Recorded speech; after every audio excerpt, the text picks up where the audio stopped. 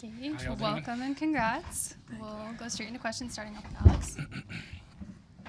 Gage, May 6th this year against the Tacoma Defiance, second half stoppage time, you pop up with a header that nestles in the top right corner. Tonight you do the exact same. How are you feeling after that? On top of the world. I was just telling some people it's probably the best moment of my life so far. Feels like the stars aligned tonight.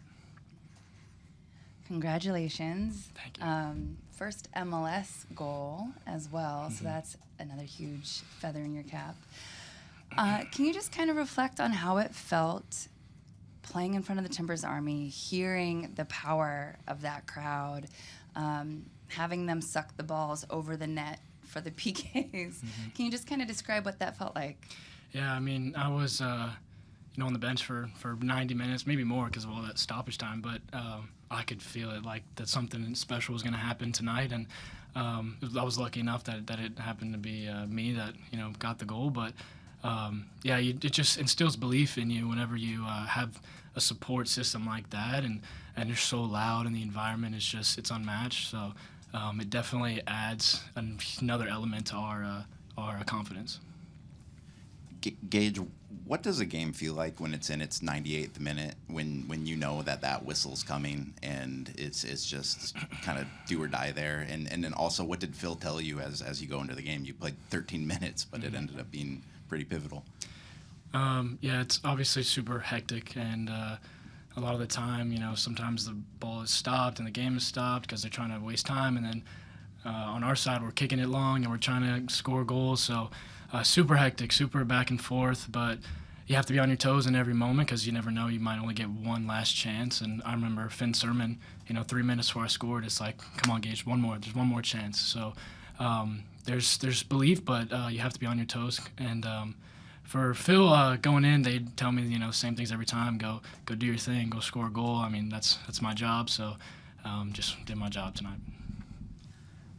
Phil was in here earlier talking about a training session from last week on Wednesday. He said that it was a little intense. He called it chaotic. He said that the team left maybe a little frustrated, and then the next day showed back up, and then there was a greater sense of unity and a greater maybe sense of everyone kind of buying into what the coaching staff was kind of trying to teach in that session. What can you speak a little bit just to your feelings kind of after that session and how it felt kind of going into it and how that played out tonight?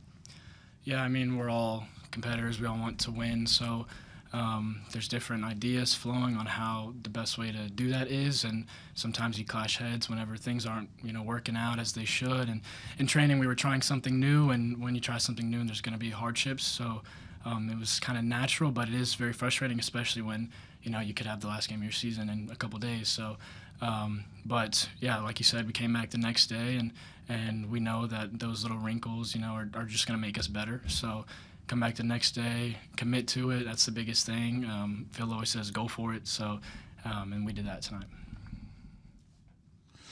Gage, congrats on your goal and the victory. After you scored, after that euphoric moment, you're filled with adrenaline. How conscious of you were the fact that you had far more attackers on than you did defenders, and how much were you focused on getting either another goal or making sure you defended to keep it that way?